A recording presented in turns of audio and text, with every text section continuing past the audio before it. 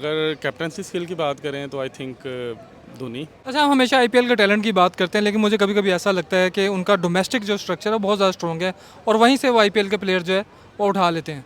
जी ऐसे ही है, क्योंकि आप अगर डोमेस्टिक स्ट्रक्चर सर्च करें इनका गूगल पे तो थ्रू आउट द ईयर उधर कोई ना कोई ट्रॉफी चलती रहती है। रणजी ट्रॉफी है, एमी मोहम्मद अली शाह ट्रॉफी है, और एक दो ट्रॉफीज़ और हैं जो पूरा साल वहाँ पे चलती हैं।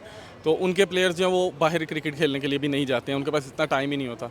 तो पाकिस्तान में जो सीज़न है वो अब पैटर्न ट्रॉफी चल रही है, उसके बाद सीज़न ऑफ हो जाएगा, फिर जाके अक्टूबर में शुरू होगा, दिसंबर में ख़त्म होगा। तो क्रिकेट का काफ़ी इधर डिफरेंस है। यहाँ पे फिर प्लेयरों को बाहर जाना पड़ता है अपनी इनकम को इंक्रीज़ करने के लिए 6 मंथ्स के लिए। हमारे पास कोई डोमेस्टिक अच्छा टूर्नामेंट नहीं है पीएसएल के अलावा, इसी वजह से मजबूर हमें वनडे टेस्ट और टी20 सब के लिए पीएसएल से प्लेयर्स पिक करने पड़ते हैं। ये ट्रॉफ़ी होती है, हर साल होती है, कैजन में ट्रॉफ़ी भी होती है, वनडे भी होते हैं, उसमें टी20 भी होते हैं। तो ये पीसीबी को सोचना चाहिए कि उन्होंने किस तरह इंपॉर्टेंस दिया फर्स्ट क्लास को। आप देखें तो फर्स्ट क्लास में बहुत ज़्यादा आपको टैलेंट देखने को मिलेगा, और जो सा आपने फर्स्ट क्लास के परफॉर्मर इंटरनेशनल में खिलाए हैं उनका रिजल्ट डिफरेंट है सबसे।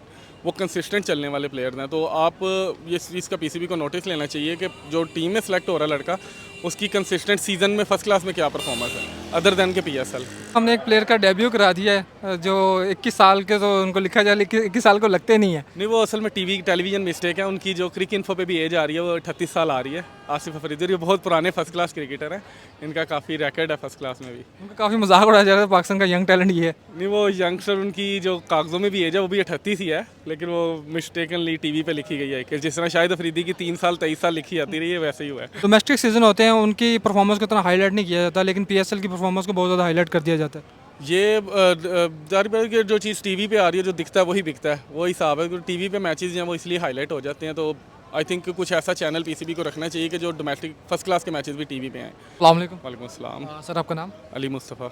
अली मुस्तफ़ा साहब, मैं कंपैरिजन करने जा रहा हूँ मोहम्मद रिजवान और एम एस धोनी का। तो सबसे पहले तो आपकी क्या राय है इन दोनों के बारे में? अगर कैप्टनसी स्किल की बात करें तो आई थिंक धोनी। अगर प्लेयर वाइज बात करें तो I think Rizwan. Rizwan? Yes. नहीं, स्पोर्ट्समैनशिप की बात करें या परफॉर्मेंस के हिसाब से बात कर रहे हैं? परफॉर्मेंस भी अगर देखा जाए तो रिजवान का अगर आप देखेंगे, जब उसकी फॉर्म चली है उसने throughout the world wide उसने परफॉर्मेंस दी है। नो डाउट थोड़ा सा उस तरह से नहीं परफॉर्म कर पा रहा जिस तरह वो पहले करता था, लेकिन आप धोनी का अगर रैकेट देखें तो आउटसाइड ऑफ एशिया उसके एक सिंगल सेंचुरी भी नहीं है। तो वो ये है कि उसको कवर करना अच्छा था, क्योंकि वो कप्तान अच्छा है। आप उसकी इंडिया में बैटिंग देखें तो वन डाउन भी बारी लेने आ जाता है। एक दो मैचेस आप उसके इंग्लैंड में देखें तो उसने हरभजन को भी अपने से ऊपर भेजा हुआ है, क्योंकि वहाँ पे खेलना थोड़ा टफ होता है। तो रिजवान का ये है कि वो अगर ओपन वन डाउन आता है तो उसने थ्रू आउट कैसी भी कंडीशन है उसने उस चीज़ को फेस किया, और उसने अपनी स्किल्स को जो है वो मनवाया बैटिंग में। तो अब अगर नहीं उसकी फॉर्म चल रही तो इसका मतलब ये नहीं है कि हम उसको बिल्कुल डिग्रेड करें। आई थिंक बैटिंग परफॉर्मेंस में अगर देखें तो he is better than Dhoni. और एज ए कैप्टन उनकी बात करूँ तो फिर धोनी जो है वो बेटर है, क्योंकि उसने अपनी टीम को जो प्लेयर्स हैं उनको यूटिलाइज़ बहुत अच्छे तरीके से करता है, जिसकी वजह से उसकी अपनी परफॉर्मेंस भी हाइट रही है। अब आपको मैं जिस तरह बताया कि उसका आउटसाइड एशिया सिर्फ 100 है, और 90% लोगों को इस चीज़ का नहीं पता। उसकी वजह ही उसकी गुड कैप्टनसी है कि वो उसको अपने आप को मैनेज इस तरह करता है कि वो जब कंडीशंस में आता है वो परफॉर्म कहाँ पे होना है वो उस हिसाब से अपने आप को मैनेज करके टीम को भी जितवा लेता है। अच्छा, अगर मैं धोनी की बात करूँ, बैट्समैन तो एक एक्स्ट्रा कह लें कीपर का वो होता है, फीचर होता है, लेकिन अगर मैं उसकी कीपिंग की बात करूँ तो धोनी बहुत ज़्यादा फास्ट होता है विकेट के पीछे। जस्ट वो तो रिजवान भी है, दोनों की टेक्निकली दोनों साउंड है। तो इसमें क्योंकि धोनी ने ज़्यादा बड़े क्रूशल टाइम पे स्टम्प्स किए हुए हैं, इसलिए वो इस विकेट कीपिंग में धोनी ज़्यादा बेहतर होगा।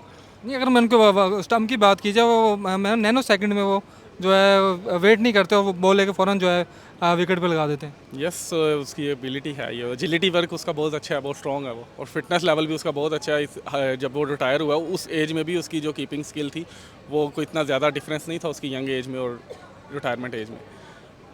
अच्छा, मैं धोनी की बात करूँ तो धोनी अभी भी काफ़ी फिट नज़र आते हैं, लेकिन अगर हम मोहम्मद रिजवान की बात करते हैं उनको फिटनेस के इश्यूज़ रहते हैं। आप देखें उनको क्रैम्स जिस तरह पड़ना स्टार्ट होते हैं, थोड़ी लंबी इनिंग्स खेलें उसके बाद वो या तो अपने आप को मुक्के मारना शुरू कर देते हैं, या उनका बस चले किसी और को मुक्के मारना वो शुरू कर दें। जी, फिटनेस का तो इशू है, वो ओवरऑल टोटल पाकिस्तानी टीम में है, खाली रिजवान में नहीं। आप पाकिस्तान की बॉलिंग लाइनअप में भी अगर आप देख लें तो जो एनर्जी आपको पहले 15 से 20 ओवर्स में नज़र आती है फास्ट बॉलर में, वो बाद में नहीं नज़र आती। लास्ट ओवर जो न्यूजीलैंड में हुआ उसमें भी यही हुआ है कि आप ऊपर से 4-5 आउट कर लेते थे 20-25 ओवर, लेकिन डेप्थ ओवर आपसे मैनेज नहीं हो पाता था। आई थिंक ये फिटनेस का ही इशू था, क्योंकि वही लड़के जो ऊपर से अच्छा कर रहे हैं वो नीचे से फिनिश अच्छा नहीं कर पा रहे हैं। तो आई थिंक ये फिटनेस लेवल इनका जो है वो डाउन है। ये कहीं इस वजह से तो नहीं हो रहा कि हम सारे प्लेयर जो T20 से उठा के ले लेते हैं और 20 ओवर के बाद उनको लगता है मैच खत्म हो गया?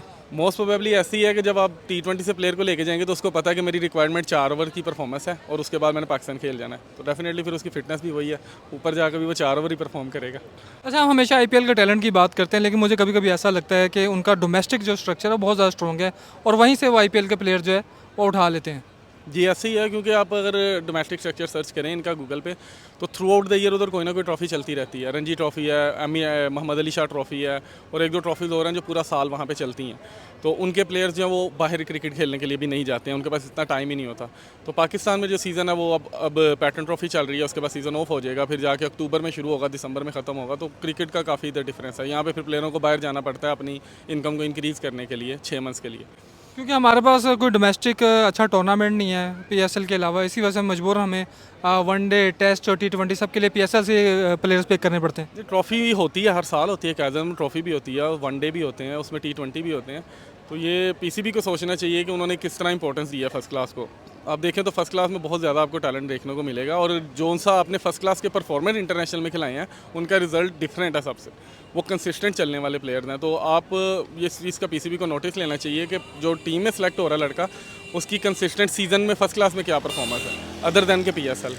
अच्छा, ऐसा नहीं है हमारे यहाँ जो डोमेस्टिक सीजन होते हैं उनकी परफॉर्मेंस को इतना हाईलाइट नहीं किया जाता, लेकिन PSL की परफॉर्मेंस को बहुत ज़्यादा हाईलाइट कर दिया जाता है। ये जाहिर बात है कि जो चीज़ टीवी पे आ रही है, जो दिखता है वही बिकता है, वो हिसाब है। टीवी पे मैचेस हैं वो इसलिए हाईलाइट हो जाते हैं। तो आई थिंक कुछ ऐसा चैनल PCB को रखना चाहिए कि जो डोमेस्टिक फर्स्ट क्लास के मैचेस भी टीवी पे हैं।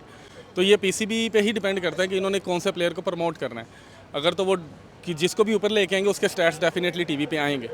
तो अगर ये PSL को ही लेके आएंगे तो फिर उसी के ही आते रहेंगे, क्योंकि उसके उन्होंने परफॉर्मेंस ने PSL में किया। अगर आप डोमेस्टिक परफॉर्मर को लाएंगे तो डेफिनेटली टीवी पे आप बताएंगे कि इसने डोमेस्टिक में ये परफॉर्म किया, तो आने वाले बच्चों को भी पता चलेगा कि डोमेस्टिक में परफॉर्म करके पाकिस्तान खेलना है, तो वो मेहनत फर्स्ट क्लास के लिए करेंगे, ना कि T20 के लिए।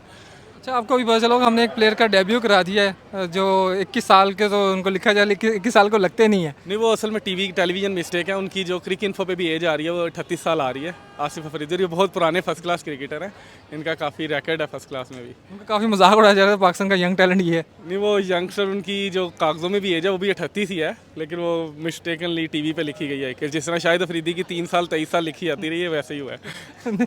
नहीं, तो हमें नहीं लगता कि हमें PSL में यंग टैलेंट को चांस देना चाहिए। हम 38 साल के प्लेयर को अब PSL के अंदर खिला रहे हैं।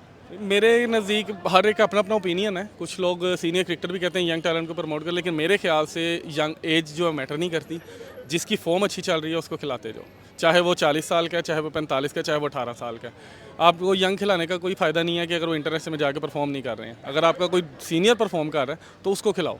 अच्छा, हमारे एक शुएब मलिक भी हैं, क्या वो भी धोनी को फॉलो कर रहे हैं? वो भी रिटायरमेंट लेने का नाम नहीं ले रहे। परफॉर्मेंस अगर एक्स्ट्रा करें तो फिर उनको भी सोचना चाहिए, लेकिन ठीक है, आप चल रहे हैं उनको क्या कह सकते हैं। थैंक